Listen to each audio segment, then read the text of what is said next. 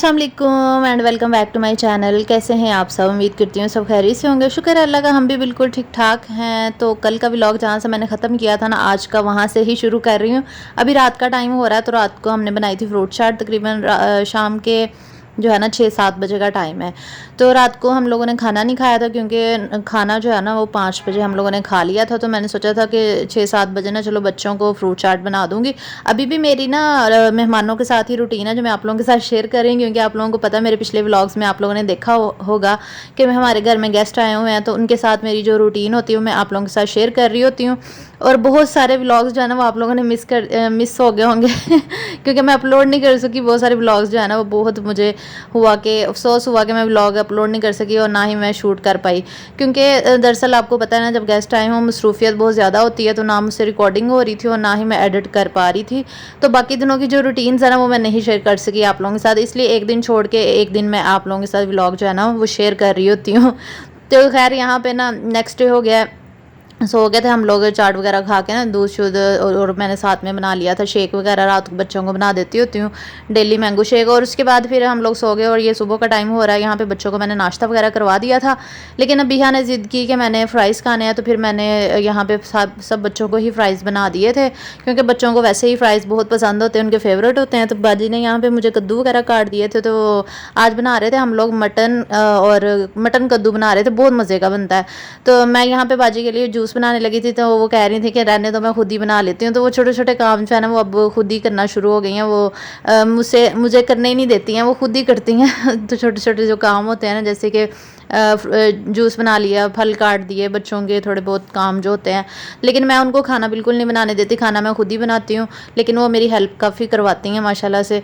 मेरी सारी नंदे ही बहुत हेल्पिंग है, मतलब वो बहुत ज़्यादा हेल्प करवाती हैं जब भी हमने काम शाम करने हो। तो यहाँ पर मैं बना रही हूँ मटन, और साथ में जो है वो इसमें कद्दू डालूंगी। और इसके अलावा इसमें आप डाल सकते हैं कद्दू के अलावा वो जो घिया होता है ना, क्या उसको कहते हैं, चपनियाँ भी डाल सकते हैं, वो भी बहुत अच्छी लगती हैं।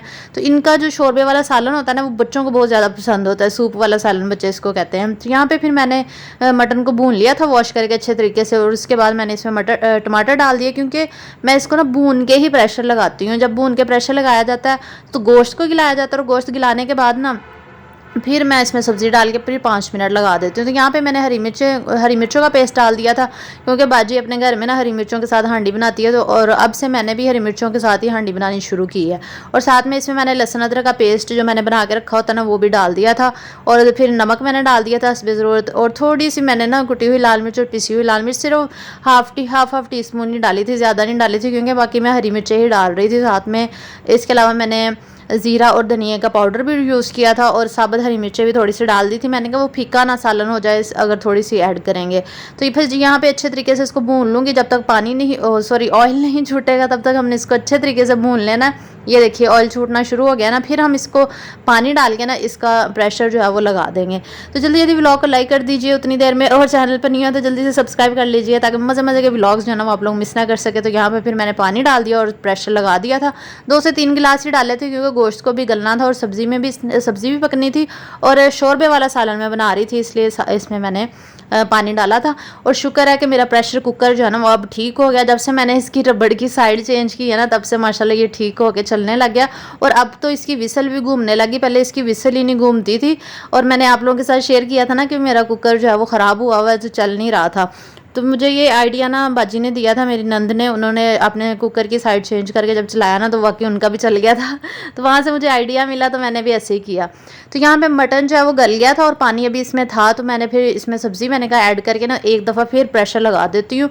दोबारा मैंने सिर्फ 5 मिनट के लिए लगाया था, पहले मैंने 10 मिनट के लिए लगाया था, फिर सब्ज़ी डालने के बाद 5 मिनट फिर लगा दिए थे। इससे क्या हुआ था कि सब्ज़ी बहुत ही मज़ेदार बनी थी, अच्छे तरीके से गल गई थी। और इसके अलावा इसका जो शोरबा था ना, इसकी यखनी बहुत ही आला बनी थी। तो मुझे और घर वालों को सबको ये सालन जो है ना बहुत ज़्यादा पसंद आया था, सबने बहुत शौक़ से खाया था। और अच्छा, आज भी मैंने ना एक चैनल को शाउट आउट देना है, फ़ातिमा व्लॉग्स है उनके चैनल का नाम, बहुत अच्छी व्लॉगिंग करती हैं। आपने उनके चैनल को ज़रूर विज़िट करना है, और उनकी वीडियोज़ को आपने लाइक करना है, उनके चैनल को सब्सक्राइब करना है। और कम्यूनिटी में भी मैंने उनका लिंक लगा दिया, तो वो व्लॉग्स ही बनाती हैं मेरी तरह। तो आपने ज़रूर सपोर्ट करना है। खैर तो यहाँ पे फिर 5 मिनट हो चुके थे, तो सालन में ना मुझे पानी ज़्यादा लग रहा था, तो फिर मैंने थोड़ा सा निकाल के देखा कि ये जो घिया है ये गल चुका है या नहीं, तो वो वाकई गल गया था।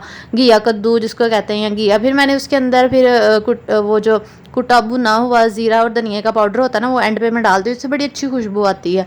और साथ ही मैंने गरम मसाला पाउडर भी डाल दिया था और इसको थोड़ा सा पका लिया था। मैंने कहा थोड़ा सा गाढ़ा हो जाएगा ना, तो फिर मैंने यहाँ पे टेस्ट करके देखा ना, तो मुझे थोड़ा लाइट लग रहा था। तो फिर मैंने इसको ना ये दड़ा मिर्च जो होती है ना, कुटी हुई लाल मिर्च, इसका मैंने तड़का लगा दिया था। मैंने कहा इससे थोड़ा सा ना स्पाइसी हो जाए, वरना वो ये बहुत ही ज़्यादा ना लाइट मुझे फील हो रहा था। तो बस इसमें मैंने और कुछ भी नहीं डाला था, बस इसका मैंने तड़का डाल दिया था यहाँ पे। बस यहाँ डाल दूँगी इसका तड़का और फिर हम लोगों ने खाना खाया था यहाँ पे। और ना आज के व्लॉग में ना मैंने आप लोगों को सियालकोट की भी सैर करवा देनी है, क्योंकि मेरा सुबह जो है ना वो सियालकोट में भी चक्कर लगा था, क्योंकि हमें ना ज़रूरी काम था। जैसा कि आप लोगों को मैंने बताती रहती हूँ ना कि हम पीछे से जो है वो सियालकोट के रहने वाले हैं, तो बड़ा अरसा हम लोगों ने सियालकोट में गुजारा है, तकरीबन 20 से 25 साल, तकरीबन बचपन में हमारा उधर ही गुजरा है। तो फिर वहाँ पर ना मतलब हमारा प्लॉट वगैरह भी है वहाँ पर, तो वहाँ पर ना हमें एक ज़रूरी काम आ गया था, जिसकी वजह से ना हमें अर्जेंट जो है ना वो जाना पड़ गया था। हालांकि मेरे घर में गेस्ट आए हुए थे, लेकिन फिर भी वो इतना ज़रूरी काम था कि वो हमें जाना ही जाना था, हमारे सारे बहन भाइयों को। तो बस फिर हम लोग नेक्स्ट डे जो है, ये नेक्स्ट डे हम लोग निकल गए थे सियालकोट के लिए। और यहाँ पे पानी का नज़ारा आप देखें कितना ज़्यादा, इतना पानी खड़ा हुआ था यहाँ पे कि मैं क्या ही बताऊँ। जब भी बारिश आती है ना, पानी जो है ना वो कहते हैं ना गोडे गोडे पानी गोडे गोडे हो जाता है। ये लाहौर के ही मनाजर है जो मैं आप लोगों को दिखा रही हूँ, सियालकोट के नहीं है। तो सीधे हम खाला की तरफ गए थे, क्योंकि मेरी जो बड़ी खाला है ना वो सियालकोट में रहती हैं। मतलब वो अब दुनिया में तो नहीं है, लेकिन उनकी फ़ैमिली वहाँ पे है। अल्लाह पाक खाला के दर्जात बुलंद करे, उनकी मग़फ़िरत फरमाएगी। थोड़े दिन पहले ही उनकी डेथ हुई है। तो खाला का ना स्टोर है, एक कोर स्टोर है, उनकी बेटी जो है ना वो चलाती हैं, बेटियाँ जो है ना उन्होंने बनाया। तो वो सारे बहन भाई जो है ना वो मिल के काम करते हैं स्टोर में। तो माशाल्लाह ये बहुत ही प्यारा स्टोर था। यहाँ से मैंने थोड़ी सी शॉपिंग भी की थी, वो मैं आप लोगों को दिखाऊँगी। फिर उसके बाद स्टोर देखने के लिए गए थे। उसके बाद फिर हम लोग डोमिनोज़ चले गए थे पिज़्ज़ा खाने के लिए। तो लेकिन ये ना कैंट है, सियालकोट कैंट का ये डोमिनोज़ है जो आप लोग देख रहे हैं। तो फिर वहाँ पे ना डाइनिंग बंद हो चुकी थी, क्योंकि रात के 10 बजे का टाइम था, 10 बजे वो डाइनिंग बंद कर देते हैं। फिर वहाँ से पिज़्ज़ा लेके ना हम लोग घर आ गए थे, क्योंकि माशाल्लाह से खाला की तरफ ना 4-5 फैमिलीज़ जो है ना वो जमा हुई थी। 3 फैमिलीज़ तो हमारी थी, एक खाला की थी, मतलब खाला के बच्चे भी मैरिड है ना माशाल्लाह से, बच्चों वाले, उनकी फैमिलीज़ भी थी। फिर हम लोगों ने यहाँ पे पिज़्ज़ा मंगवा लिया था, डोमिनोज़ से जाके ही ले आए थे।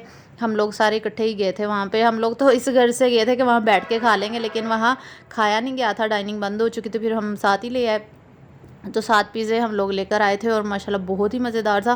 मुझे लगता था कि बस लाहौर का ही पिज़्ज़ा डोमिनोज़ का अच्छा होता होगा, सियालकोट का कभी एक्सपीरियंस नहीं किया था हमने, ये तो फर्स्ट टाइम एक्सपीरियंस किया था, वाकई बहुत अच्छा था। खैर तो ये नेक्स्ट डे का व्लॉग है। नेक्स्ट डे फिर मेरे मामू भी वहाँ पे रहते हैं सियालकोट में, तो उन्होंने कहा था कि दोपहर का खाना आपने हमारी तरफ खाना है।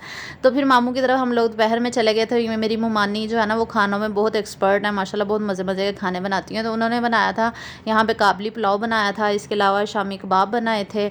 बहुत ही ज़्यादा वो ना तकल्फ़ात में पड़ गई थी। उन्होंने काफ़ी डिशेज़ जो है ना माशाल्लाह बनाई थी, और अकेले ही बनाई थी सारे कुछ। और फिर इसके अलावा एक राइस बनाए थे, ये आलू वाले चावल थे, काबली पुलाव था, इसके अलावा मैक्रोनीज़ थी नहारी भी बनाई थी, और चनों का सालन था। मतलब काफ़ी ज़्यादा आइटम बनाए थे। तो खाना उनका जो है ना माशाल्लाह बहुत ही मज़ेदार होता है, बहुत ज़्यादा वो एक्सपर्ट हैं खानों में। तो वहाँ पे हम लोगों ने काफ़ी इंजॉय किया, गपशप की, बैठे और खाना हम लोगों ने खाया। फिर उसके बाद हमारी वापसी थी नेक्स्ट डे के लिए। तो नेक्स्ट डे फिर हम लोग ना वापस आ गए थे। अभी हम लोग लाहौर ही आ चुके हैं वापस। एक रात वहाँ पे रुके थे, क्योंकि ज़रूरी काम की वजह से हमें जाना पड़ा था। तो वापस आ गए ना, तो फिर मेरी जो नेक्स्ट रूटीन होगी ना आप लोगों के साथ, वो इंशाल्लाह नेक्स्ट व्लॉग्स में आप लोगों के साथ शेयर करूँगी। क्योंकि मैंने बताया ना कि मैं बहुत ज़्यादा मसरूफ़ हूँ आजकल, इसलिए मैं आप लोगों के मैसेजेस का भी रिप्लाई नहीं दे पा रही। आप लोग जो मुझे इंस्टाग्राम पर कर रहे हैं, इसके अलावा मैं अपने व्लॉग्स भी नहीं शूट कर पा रही हूँ, ना ही मैं आप लोगों के साथ सही तरह पहले की तरह शेयर कर पा रही हूँ। लेकिन फिर भी मैंने आज बहुत ज़्यादा मुश्किल से टाइम निकाला और आपके लिए व्लॉग बनाया, क्योंकि आप लोग मेरे व्लॉग्स का वेट करते हैं, मुझे मैसेजेस करते हैं, कमेंट्स करके पूछते हैं कि आपने व्लॉग क्यों नहीं अपलोड किया। तो जिसकी वजह से मुझे ना आज का व्लॉग बड़ी ही मुश्किल से टाइम निकाल के जो है ना वो अपलोड करना पड़ा, सिर्फ आप लोगों के लिए। आप लोग इतना प्यार, इतनी मोहब्बत देते हैं कि मुझे बहुत मुश्किल से अपना टाइम निकालना पड़ता है, कि आप लोग वेट कर रहे होते हैं मेरे व्लॉग का, तो इसलिए निकालती हूँ ये टाइम। और बहुत बहुत शुक्रिया कि आप लोग इतना पसंद करते हैं, मेरे व्लॉग्स देखते हैं। तो अल्लाह पाक आप सबको कामयाब करे, अल्लाह पाक आप सबकी ज़िंदगियों में खुशियाँ, बरकतें, रहमतें नाज़िल करे। और बहुत बहुत शुक्रिया। फिर फिर दोबारा से बहुत बहुत शुक्रिया कि आप लोग इतना पसंद करते हैं मेरे व्लॉग्स को, कि आप लोगों को मेरा वेट ही रहता है कि आप आज क्यों नहीं आई, आपने व्लॉग क्यों नहीं अपलोड किया। तो अपना बहुत बहुत सा ख्याल रखा करें और मुझे भी दुआओं में याद रखा करें। मैं भी आप सबको अपनी दुआओं में याद रखती हूँ। इंशाल्लाह नेक्स्ट डे मैं नेक्स्ट व्लॉग आप लोगों के साथ शेयर करूँगी। तो अपना बहुत सा ख्याल रखिएगा और मुझे दुआओं में याद रखिएगा। अल्लाह हाफिज़।